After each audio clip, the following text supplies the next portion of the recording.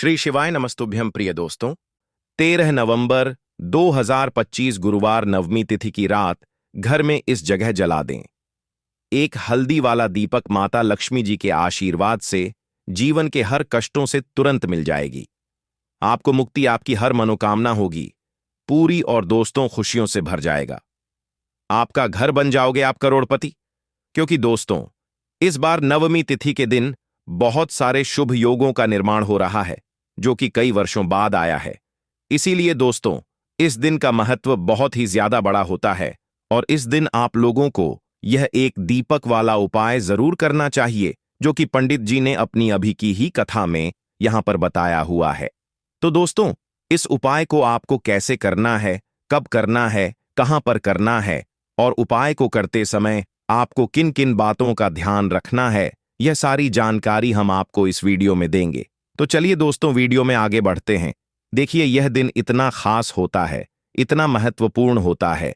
देखा गया है कभी कभी बड़े बड़े पूजा पाठ अनुष्ठान से जो मनोकामना पूर्ण नहीं होती है, वह आज 13 नवंबर 2025 गुरुवार नवमी तिथि के दिन एक छोटे से उपाय करने से ही आपकी सभी मनोकामना पूर्ण हो जाती है। और बहुत सारे लोगों ने इस उपाय को किया भी है और उनको इस उपाय को करने का फल भी जरूर मिला है। अगर आप लोग भी इस उपाय को 13 नवंबर 2025 नवमी तिथि के दिन करना चाहते हैं तो आप इस उपाय को पहले अच्छे से समझ लेना, सुन लेना, उसके बाद करना। आपको इस उपाय का फल जरूर मिलेगा और इस उपाय को करने से आपके घर में चाहे किसी भी प्रकार की दुख और समस्या क्यों ना चल रही हो, आपको उसका कारण भी नहीं पता है कि भाई यह समस्या किस कारण से चल रही है, तो उसका कुछ भी कारण हो सकता है। जैसे पितृदोष हो सकता है, शनि दोष हो सकता, या किसी भी तरह का मंगल दोष भी हो सकता है। और भी बहुत तरह के दोष होते हैं, कुछ भी हो सकता है। पर आपको इस उपाय को करने के लिए अपने दोष को पता लगाने की भी जरूरत नहीं है। आज 13 नवंबर 2025 गुरुवार नवमी तिथि के दिन इस एक दीपक वाला उपाय को आप लोगों को कर लेना है। दोस्तों, अब हम समझते हैं इस वाले उपाय को हमें करना किस समय है। तो सबसे पहली बात दोस्तों, हम समझते हैं कि यह एक दीपक वाला उपाय करना किसको है। तो देखिए, यहां पर सीधी सी बात है कि यह एक दीपक वाला उपाय जो उपाय है यह किस लिए किया जा रहा है। यह मनोकामना को पूर्ण करने के लिए किया जा रहा है, या आपके जीवन में जो दुख और परेशानियां हैं उनको दूर करने के लिए किया जा रहा है, या आपका कोई बड़ा काम है जो कि नहीं हो पा रहा है, आप उसके लिए इस उपाय को कर सकते हो। तो सीधी सी बात यह है कि आप अपनी किसी भी प्रकार की मनोकामना के लिए इस वाले उपाय को कर सकते हो। तो यह उपाय वह व्यक्ति कर सकता है जिस व्यक्ति को अपनी किसी भी प्रकार की मनोकामना भगवान शिव जी से पूर्ण करवानी हो।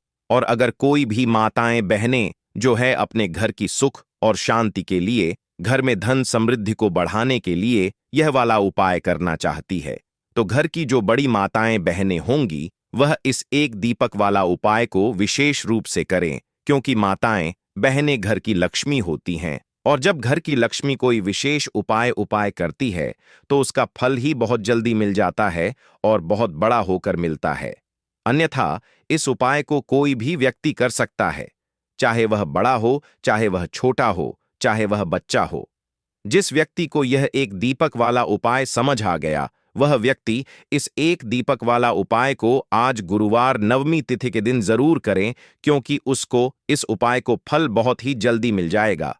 क्योंकि 13 नवंबर 2025 गुरुवार नवमी तिथि के दिन भगवान शिव जी बहुत आसानी से प्रसन्न हो जाते हैं।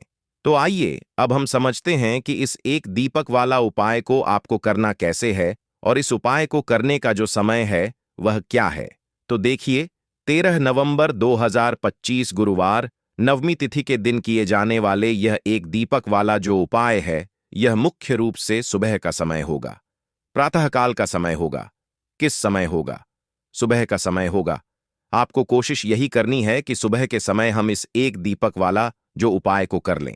पर किसी कारणवश अगर आप सुबह को इस उपाय को ना कर पाओ, आपको कहीं काम से जाना हो या किसी और काम की वजह से आप उपाय को ना कर पाओ, तो आपके पास फिर दूसरा मौका रहेगा जो कि शाम के समय का रहेगा, प्रदोष काल का रहेगा। अब भाई, प्रदोष काल का समय भी एक बहुत ही लोगों के मन में प्रश्न बन जाता है कि भाई यह समय होता कब है, कितने बजे से लेकर कितने बजे यह समय होता है, ताकि हमें उपाय के लिए जो है करने का समय पता लग जाए। तो हम आपको बता दें, प्रदोष काल का जो एक समय होता है, शाम का समय वह होता है शाम के 6 बजे से लेकर शाम के 7 बजे के बीच का। इस समय के बीच में आप उपाय को करेंगे तो आपको उस उपाय का जरूर फल मिलेगा।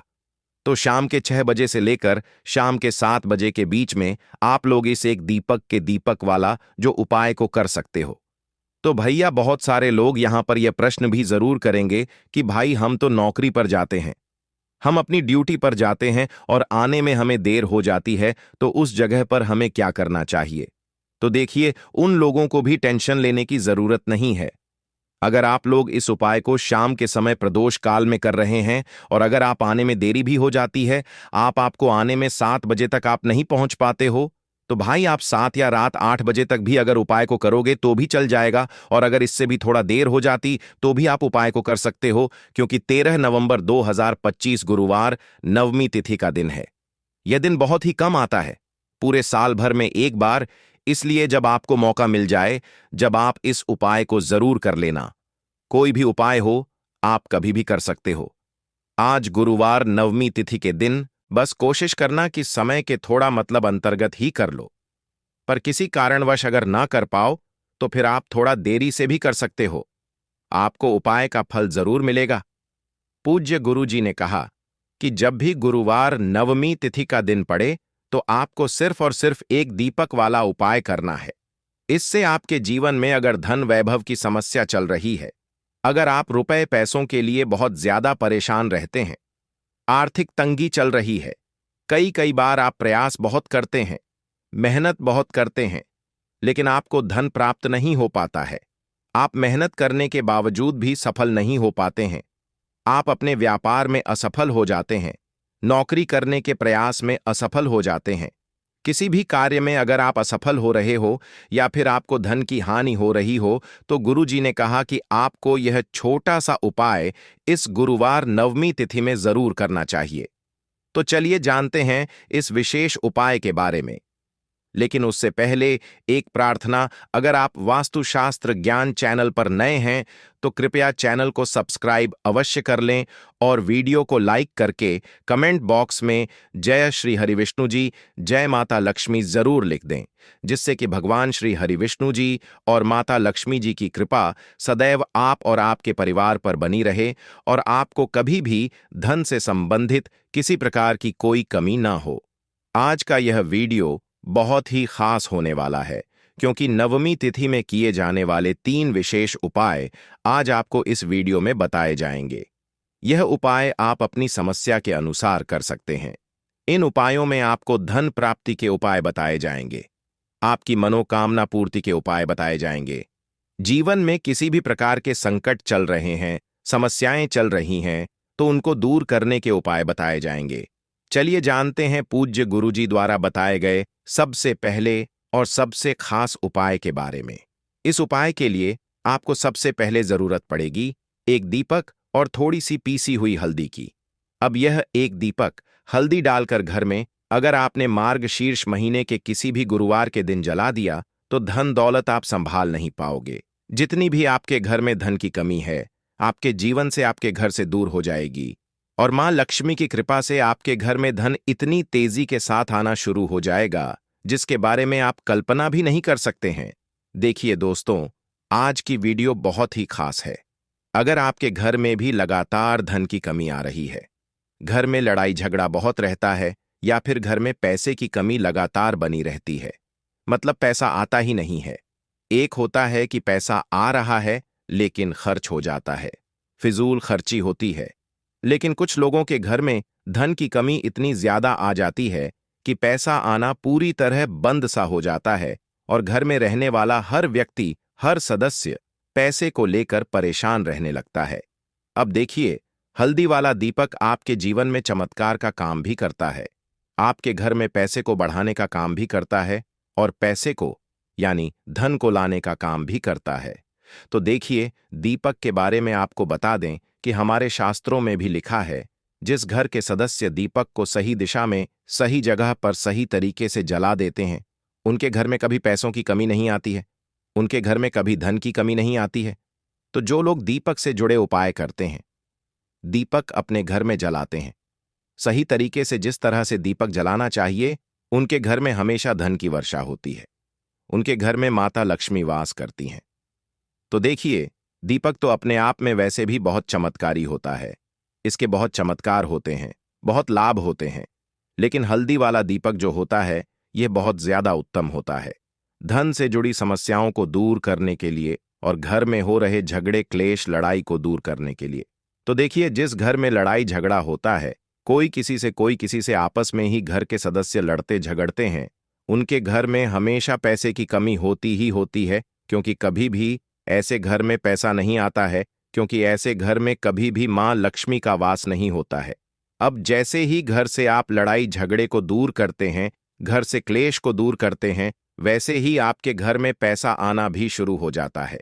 तो देखिए, आज की वीडियो में जो हल्दी वाले दीपक का उपाय आपको बताएंगे, यह उपाय बिल्कुल नया है और इस उपाय को करने से ऐसा समझ लीजिए कि रातों रात आपके जीवन से धन से जुड़ी समस्याएं भी दूर हो जाएंगी, घर में पैसा आना भी शुरू हो जाएगा, रुकना भी शुरू हो जाएगा।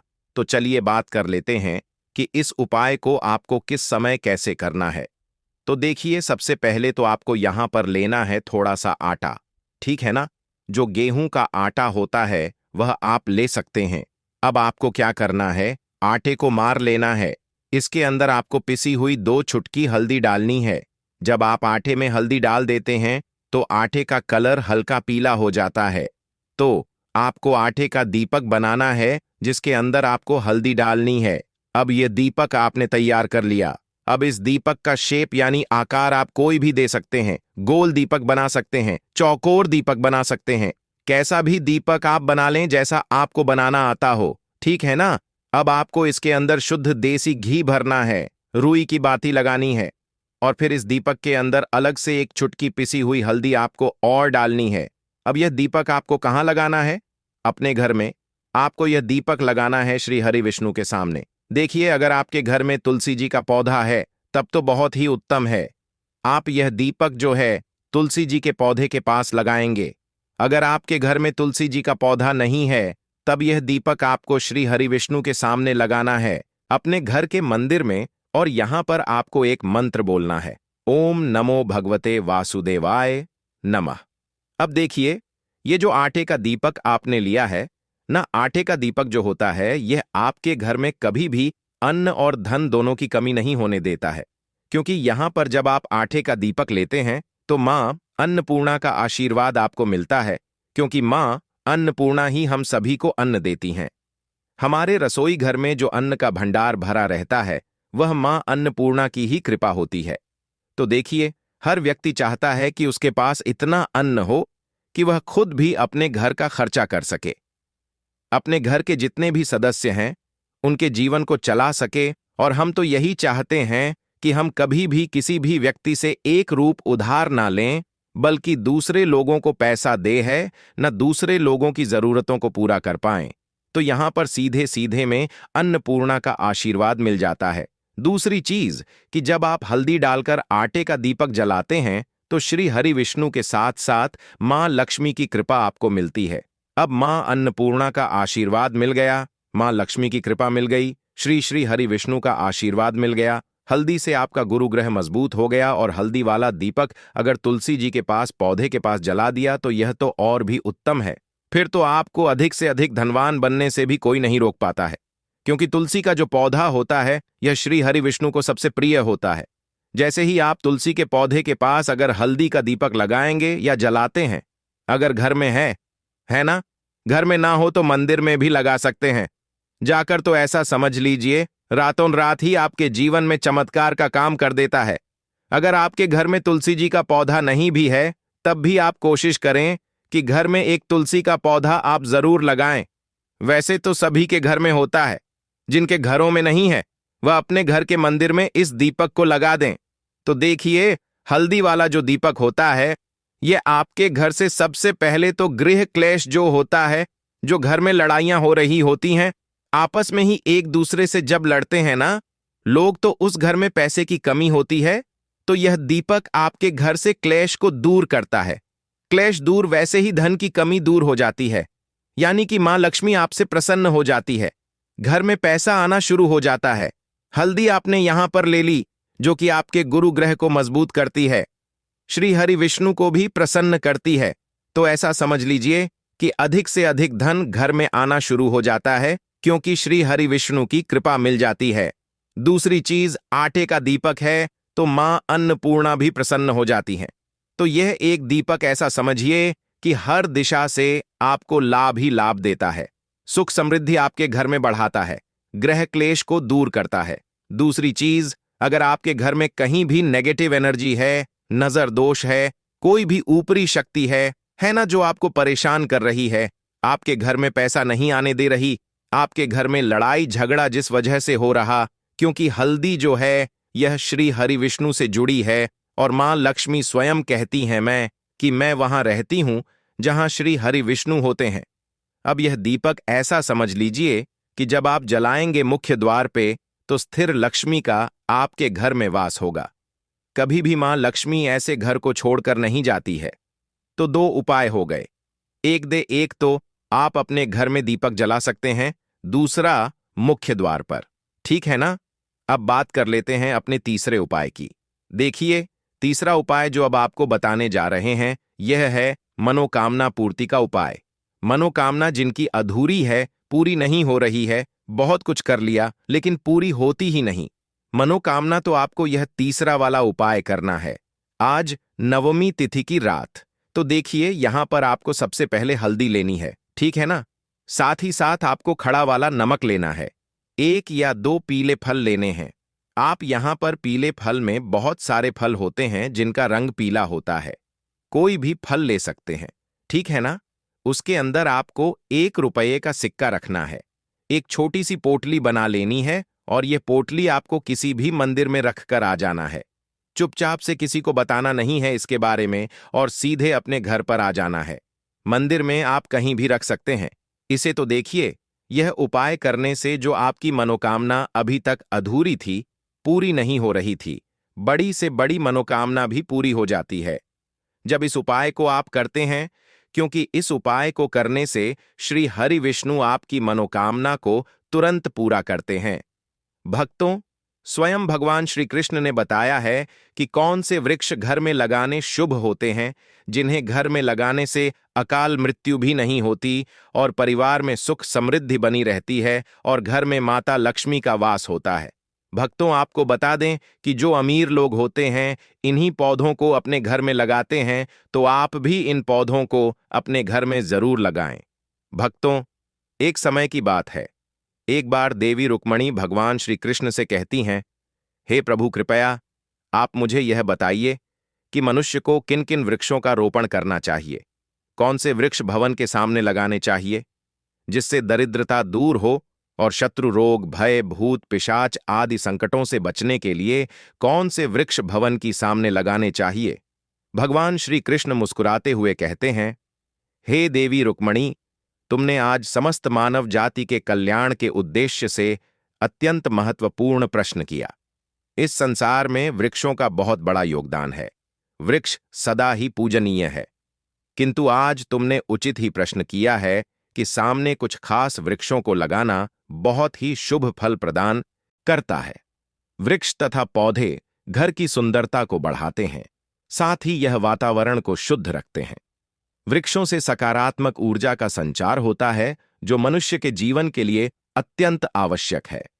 वृक्ष नकारात्मकता को कम करके वातावरण को अधिक सकारात्मक बनाने का कार्य करते हैं। घर के सामने पेड़ पौधे लगाने से घर में सुख समृद्धि आती है। साथ ही यह पेड़ पौधे कई प्रकार के वास्तु दोषों को दूर करते हैं, को नष्ट करते हैं। घर के आंगन में खड़े वृक्ष देवताओं के समान घर की रक्षा करते हैं। भक्तों, भगवान श्री कृष्ण कहते हैं, हे देवी, भवन के पास कौन से पौधे लगाने चाहिए और कौन से नहीं, इसके बारे में बताने से पूर्व मैं तुम्हें एक प्राचीन कथा सुनाता हूं, जिससे तुम्हें समझ में आ जाएगा कि वृक्षों तथा पेड़ पौधों का भवन के पास लगाना कितना शुभ होता है, और कौन से पौधे भवन के पास लगाने से दुख एवं दरिद्रता आती है। भक्तों, कथा शुरू करने से पहले आपके फायदे के लिए एक महत्वपूर्ण जानकारी। भक्तों, अगर आप भी चाहते हैं कि लक्ष्मी माता का आशीर्वाद आप पर बना रहे, तो इस वीडियो को एक लाइक करें और आपके अपने चैनल को सब्सक्राइब कर लें और कमेंट बॉक्स में जय लक्ष्मी माता जरूर लिखें। और साथ ही आप अपनी राशि को कमेंट बॉक्स में जरूर लिख दें, क्योंकि हम राशि से जुड़ा भाग्य भी बताते हैं और भाग्य में चल रही परेशानियों को तत्काल दूर करने के लिए आसान से आसान उपाय भी बताते हैं। इसीलिए आप अपनी राशि कमेंट बॉक्स में जरूर लिख दें। शुरू करते हैं। भगवान कृष्ण ने कहा, हे देवी रुक्मणी, तुम इस कथा को ध्यान से सुनना, और जो भी मनुष्य इस कथा का स्मरण करता है उसके सैकड़ों पाप नष्ट हो जाते हैं और उसकी दरिद्रता का नाश होता है। तब देवी रुक्मणी कहती हैं, हे प्रभु, मैं इस कथा को अवश्य ध्यान से पूरा सुनूंगी, कृपया मुझे आप कथा सुनाएं। तब भगवान श्री कृष्ण कहते हैं, हे देवी, पूर्व काल की बात है। मध्य देश में एक अत्यंत शोभायामान नगरी थी। उस नगरी में गोपाल नाम का वैश्य अपनी पत्नी सुमित्रा के साथ निवास करता था। गोपाल भगवान विष्णु का भक्त था और वह नित्य भगवान विष्णु की पूजा करता था। गोपाल की पत्नी सुमित्रा भी गृह कार्य में दक्ष थी। घर में धन धान्य की कोई कमी नहीं थी।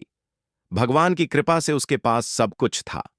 इस प्रकार से अनेक दिन बीतने के पश्चात गोपाल की जो पत्नी थी, जिसका नाम सुमित्रा था, उसने अपने आंगन में कुछ वृक्षों का रोपण किया और नित्य उन वृक्षों को जल चढ़ाकर उनकी सेवा करने लगी।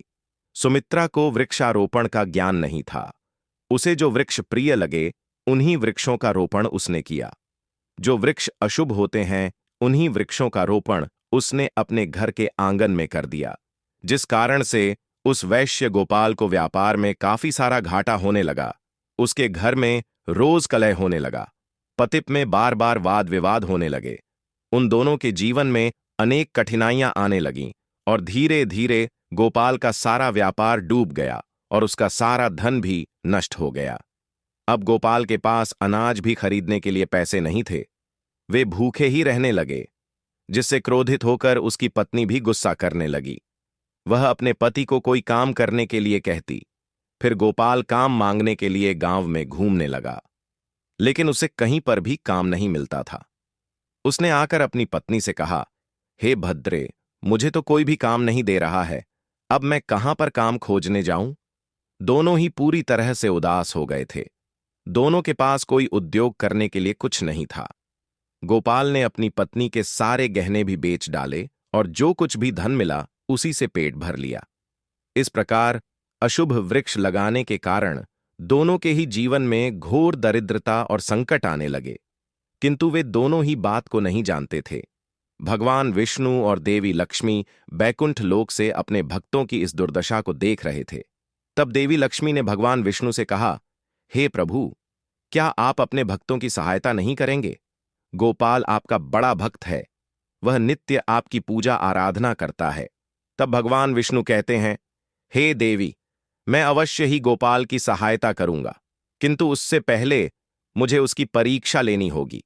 इसीलिए मैं स्वयं उसके घर पर जाकर उसकी परीक्षा लेता हूं। भगवान विष्णु एक साधु का वेश धारण करते हैं और पृथ्वी लोक पर प्रकट होते हैं। साधु रूपी भगवान विष्णु गोपाल के द्वार पर जाते हैं और याचना करने लगते हैं। तब द्वार पर आए हुए साधु को देखकर गोपाल उन्हें प्रणाम करता है और कहता है, हे साधु महाराज, पधारिए, इस गरीब के घर में आपका स्वागत है। मैं आपकी किस प्रकार से सहायता कर सकता हूं? साधु रूपी भगवान विष्णु कहने लगते हैं, हे महोदय, मैं तीर्थ यात्रा पर निकला हूं, विश्राम करने के लिए कोई जगह खोज रहा हूं। यदि आपको कोई कष्ट ना हो तो मुझे अपने घर में स्थान दे दो। मैं अनेक दिनों से भूखा हूं, कुछ भोजन भी प्राप्त हो जाए तो बड़ी कृपा होगी। साधु महाराज के ऐसे वचन सुनकर गोपाल कहने लगा, हे साधु महात्मा, आप अवश्य ही कोई पुण्य आत्मा दिखाई पड़ते हैं। आपके मुखमंडल पर बहुत तेज है। आपकी सेवा करने का मुझे सौभाग्य मिल रहा है। आपकी सेवा करके मुझे बड़ा आनंद मिलेगा। कृपया आप घर के भीतर चलिए। फिर वह साधु महाराज और गोपाल के घर के भीतर जाते हैं और विश्राम करने लगते हैं। गोपाल उन साधु महाराज की बड़ी सेवा करता है, किंतु उसके पास अन्न का एक दाना नहीं होता है। तो वह अपनी पत्नी से कहता है, हे प्रिय, घर पर जो साधु महात्मा आए हैं वे बड़े पुण्यवान दिखाई पड़ रहे हैं। हमें उनके भोजन के लिए कुछ उपाय करना चाहिए। मैं गांव में जाकर किसी से थोड़ा सा धन मांगकर लाता हूं। इतना कहकर वह गोपाल गांव में एक सेठ के घर पर जाता है और उस सेठ से थोड़ा सा धन देने की विनती करता है, किंतु वह सेठ उस गोपाल वैश्य को धन देने से इनकार करता है और कहता है, तुम्हारे पास तो फूटी कौड़ी नहीं है, तुम मेरा धन कैसे वापस करोगे? तब गोपाल कहता है, हे सेठ, कृपा करके आप मुझे थोड़ा सा धन दे दीजिए, मैं जल्दी ही आपको लौटा दूंगा। यदि मैं धन नहीं लौटा पाया तो आप मेरा घर ले लीजिएगा। गोपाल की बात सुनकर सेठ को उस पर थोड़ी दया आती है और वह उसे धन देते हुए कहता है, हे वैश्य, यदि तुमने धन नहीं लौटाया तो तुम स्वयं ही मुझे अपना घर सौंप देना। तब वह वैश्य गोपाल कहता है, हे सेठ, मैं वचन देता हूं कि यदि मैंने धन नहीं लौटाया तो मैं आपको मेरा घर सौंप दूंगा। गोपाल उस सेठ से धन लेकर बाजार से दूध, चावल, सब्जी, आटा, शक्कर आदि खरीद लेता है और लौटकर अपने घर आ जाता है। फिर वह अपनी पत्नी से कहता है, हे प्रिय, तुम उन साधु महात्मा के लिए भोजन बनाओ। फिर गोपाल की पत्नी सुमित्रा भोजन बनाती है और उन साधु महात्मा को भोजन परोस देती है। इस प्रकार गोपाल की भक्ति और निष्ठा को देखकर वे साधु महाराज बहुत प्रसन्न हो जाते हैं। भोजन हो जाने के पश्चात वे जाते जाते गोपाल से कहते हैं, हे वैश्य, मैं तुम्हारी भक्ति और आदर सम्मान से अत्यंत प्रसन्न हूं। तुम्हारी जो भी कामना है मुझे बताओ, मैं अवश्य पूरी करूंगा। तब गोपाल कहता है, हे महात्मा, आपका आशीर्वाद ही हमारे लिए सब कुछ है, किंतु मैं आपसे यह जानना चाहता हूं कि किस पाप के कारण मुझे दरिद्रता का दुख भोगना पड़ रहा है। हमने तो भगवान विष्णु की भक्ति की है, फिर हमारे जीवन में दरिद्रता क्यों आई है? इसका क्या कारण है और इस दरिद्रता को दूर करने के लिए मुझे क्या क्या उपाय करना चाहिए? तब वह साधु महात्मा कहते हैं, हे वैश्य, मैं जब तुम्हारे द्वार पर आ गया था तभी मुझे यह तो हो गया था कि तुम्हारे जीवन में घोर दरिद्रता और संकट आए हुए हैं, क्योंकि तुम्हारे भवन के सामने जो वृक्ष है वही तुम्हारी दरिद्रता का कारण है। इसीलिए तुम इन वृक्षों को हटाकर